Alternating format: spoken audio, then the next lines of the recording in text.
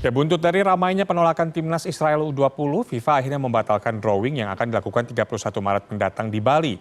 Pesan pembatalan dari FIFA ini sifatnya masih lisan yang disampaikan ke Ketum PSSI sekaligus Ketua LOC, Erick Thohir.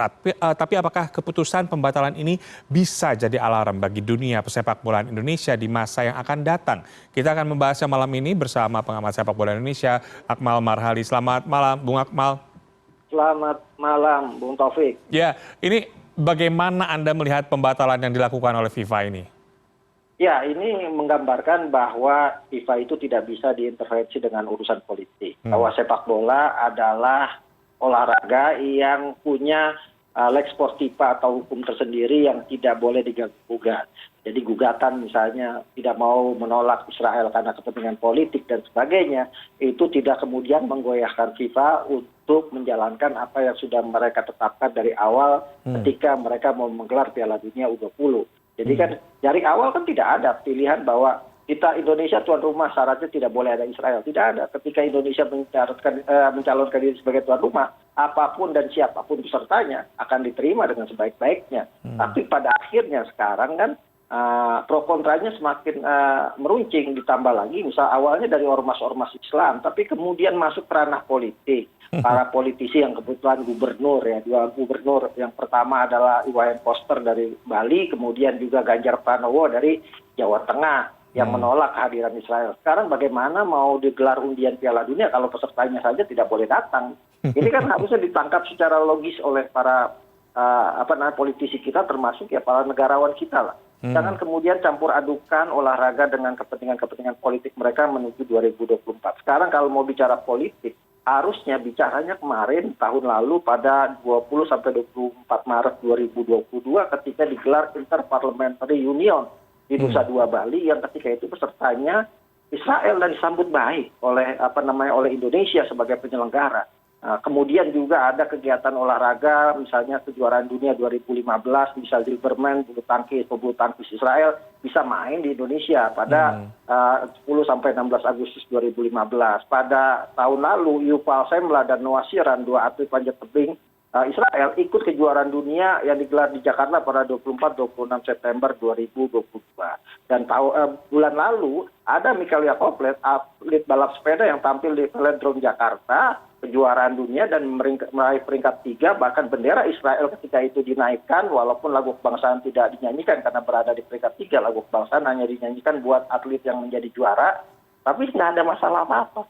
Kenapa kemudian Piala Dunia yang sudah ditunggu-tunggu sejak 2019 disiapkan segala sesuatunya, mulai dari masalah pendanaan, masalah pelatnas, masalah infrastruktur, masalah keamanan, masalah akomodasi, kok tiba-tiba ditolak gitu kan. Itu artinya Anda melihat ada unsur politik yang kental dalam kasus ini begitu?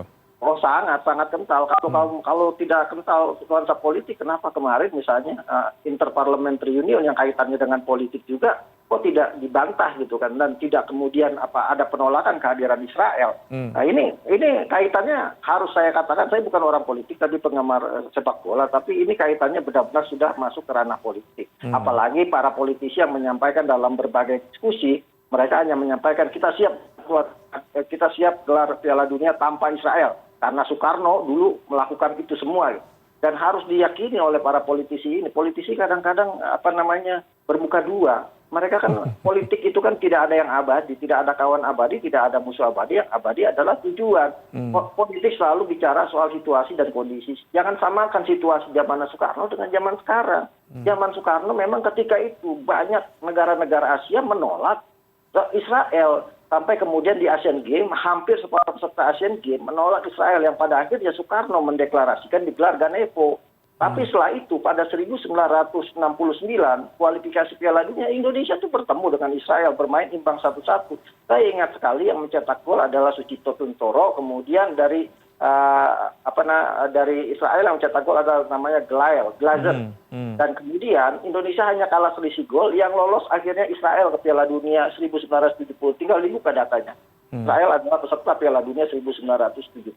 Artinya jangan juga kemudian samakan Rusia. Rusia kan berbeda kasusnya dengan Israel saat ini. Rusia ketika kemudian diputuskan oleh UEFA dan FIFA untuk dicoret jadi peserta kualifikasi Piala Dunia, itu karena Rusia sedang melakukan invasi kepada Ukraina, dan semua negara-negara Eropa menentang itu semua, termasuk negara-negara Asia dan negara-negara Amerika Latin.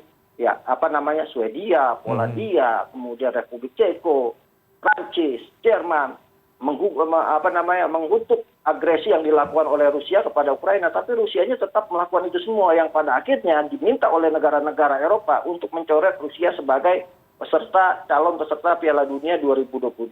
Nah sekarang kan soal Israel nggak ada peserta Piala Dunia yang meminta Israel untuk dicoret. Yeah. Yang minta adalah ormas-ormas dan orang-orang kita saat ini yang punya kepentingan politik. Benar ya. Kita punya aturan Permenlu nomor 3 tahun 2019, kita tidak punya hubungan diplomasi dengan Israel.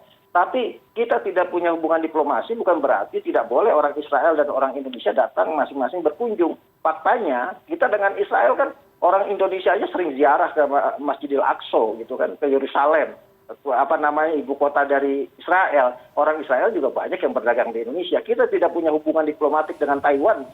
Tapi Taiwan punya bisnis paling banyak di Indonesia saat ini. Nah ini kan jangan sampai standar ganda. Kalau misalnya soal pembukaan Undang-Undang Dasar 1945 yang menyatakan bahwa kemerdekaan adalah hak segala bangsa dan oleh sebab itu penjajahan di atas dunia harus dihapuskan. Itu ideologi dan komite bangsa kita yang tidak akan luntur hanya gara-gara Israel lolos ke Piala Dunia U20 yang digelar di Indonesia. Bahkan Dubes Palestina Zuhair Al-Sun itu memaklumi alumni Israel ikut serta di Piala Dunia dan mereka yakin bahwa Indonesia itu tidak akan hilang komitmennya untuk ikut berjuang memerdekakan Palestina.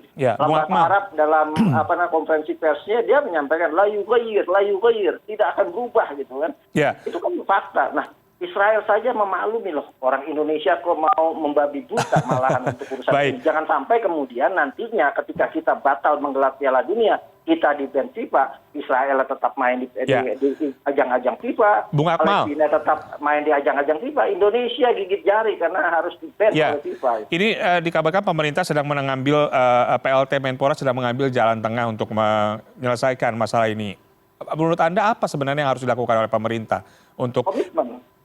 Pemerintah harus segera memberikan komitmen. Sekarang kan komitmen dari awal sudah diberikan oleh pemerintah. Sejak 2019 bahkan dalam pertemuan di Cina dengan Infantino, Jokowi sudah menyampaikan bahwa Indonesia akan menjamin keselamatan dan keamanan seluruh peserta Piala Dunia 24 negara termasuk Israel di dalamnya. Tapi kan tiba-tiba ada pemerintah daerah yang menolak.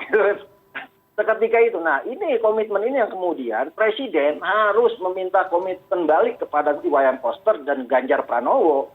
Bahkan kalau bisa minta juga komitmennya kalau sampai Indonesia ditolak sebagai batal jadi tuan rumah Piala Dunia, kedua gubernur ini siap nggak bertanggung jawab secara moral kepada pecinta sepak bola Indonesia dan juga bertanggung jawab apabila kemudian Indonesia dikucilkan dari event-event olahraga dunia. Kenapa? Karena kalau sekarang kita menolak, kita mau mencalonkan dunia Olimpiade. Olimpiade nanti ada Israel. Kemudian nanti kejuaraan dunia olahraga pantai, World Beach Game pada Agustus 2023 itu akan diikuti 100 negara dan salah satu pesertanya adalah Israel. Di mana salah satu atlet renang Israel sudah lolos kualifikasi FINA 2022 yang digelar di Hungaria. Artinya Israel akan main di World Beach Game yang akan digelar di Bali. Apakah itu ditolak juga oleh Gubernur Iwayan Koster?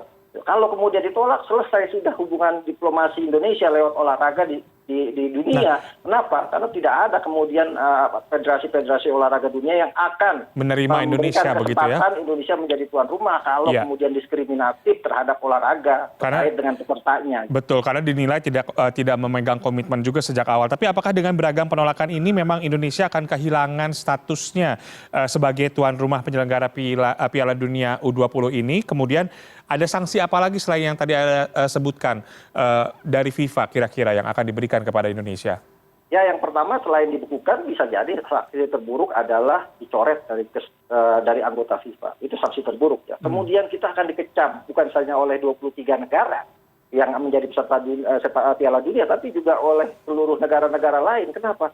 Mereka itu peserta Piala Dunia sudah menyiapkan akomodasi, sudah berusaha untuk melihat situasi dan kondisi, mau nginep di hotel mana, mau cari tempat latihan di mana, tiba-tiba dibatalkan. Ini kan akan menjadi kecaman, ternyata Indonesia tidak punya komitmen Nah, akhirnya mencoreng untuk seluruh, bukan cuma sepak bola, tapi juga urusan ekonomi, urusan sosial budaya, dan sebagainya, kita dianggap tidak punya komitmen. Yang berikutnya, kita tidak akan bisa ikut kalau kemudian dibekukan oleh FIFA, ikut kalender-kalender kegiatan FIFA.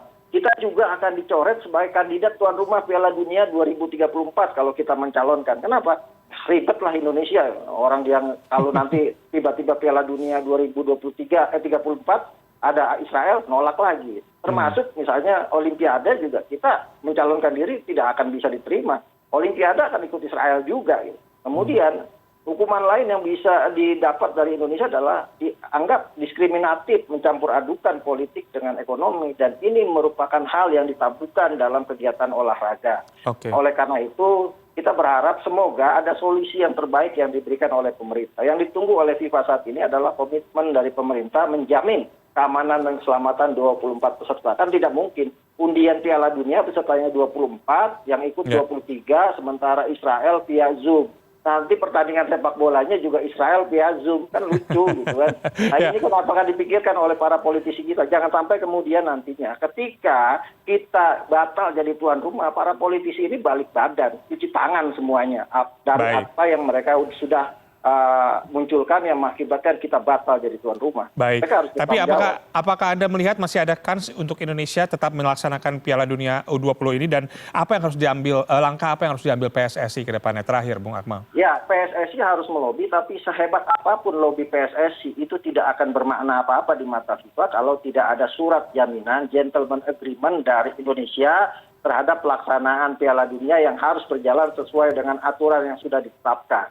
Salah satu aturan juga di dalam pertandingan Piala Dunia adalah ada law of the game di IFAB pasal 4 ayat 5 yang saat Piala Dunia tidak boleh ada jargon-jargon politik di dalamnya, ada narasi-narasi politik di dalamnya, termasuk ada nyanyian-nyanyian politik, rasis dan sebagainya ketika Piala Dunia digelar. Kalau kemudian itu terjadi, itu akan mendapatkan sanksi berat buat Indonesia sebagai tuan rumah. Nah ini juga harus paham. Yang kedua, yang paling penting yang harus dilakukan oleh pemerintah saat ini adalah kalau kemudian misalnya yang mengganjal saat ini adalah Permenlu nomor 3 tahun 2019. Permenlu kan layer ketiga dalam hukum di Indonesia. Bisa keluarkan perpu misalnya, atau bisa keluarkan Kepres atau undang-undang lainnya untuk kaitannya khusus dengan Piala Dunia U20 ini. Baik. Kemudian kita benar-benar dilihat oleh FIFA punya komitmen yang kuat untuk menyelenggarakan Piala Dunia saat ini. Jangan sampai FIFA juga melihat bahwa kita main-main dengan apa yang sudah disepakati bersama. Yang paling penting adalah FIFA itu punya intelijen di mana-mana. Jadi kalau kemudian FIFA membatalkan, bisa jadi mereka itu bukan cuma berpikir Bali menolak tuan rumah, bisa jadi mungkin ada gangguan-gangguan teror lain yang ada potensial terjadi ketika undian Piala Dunia. Yang mengancam ini kan juga harus diantisipasi oleh pemerintah kita, utamanya intelijen kita dan Menteri Pertahanan Keamanan, termasuk dalam Menko Polhukam, apakah misalnya gelaran undian Piala Dunia ini akan aman. Nah, kalau dibatalkan ini kan ada potensi FIFA melihat, wah nggak aman kalau kita gelar di Bali. Makanya kemudian ditunggu misalnya komitmen pemerintah dan mau dipindahkan kemana. Kalau menurut saya, tempat yang paling cocok saat ini dengan apa yang terjadi di masyarakat adalah di Jawa Timur. Karena di Jawa Timur rata-rata adalah orang NU, yang NU saat ini secara lisan ketua PBNU menyatakan tidak ada masalah kehadiran Israel gitu, dan kemungkinan Surabaya bisa menjadi tempat yang bisa dijadikan alternatif yang disodorkan misalnya oleh PSSI untuk menjadi penyelenggara drawing Piala Dunia. Itu pun harus dengan komitmen bersama-sama. Misalnya Gubernur Jawa Timur juga harus menyatakan komitmen siap menjaga keamanan dan keselamatan peserta drawing. Terima kasih Bung Akmal Marhali atas insight-nya pada malam hari ini. Pengamat sepak bola Indonesia, kita tunggu saja keseriusan dari pemerintah dan juga PSSI untuk menyelesaikan masalah ini dan tidak berlarut-larut sehingga tidak mencoreng kembali dunia persepak bolaan tanah air. Terima kasih Bung Akmal, selamat malam. Selamat malam, salam sepak bola.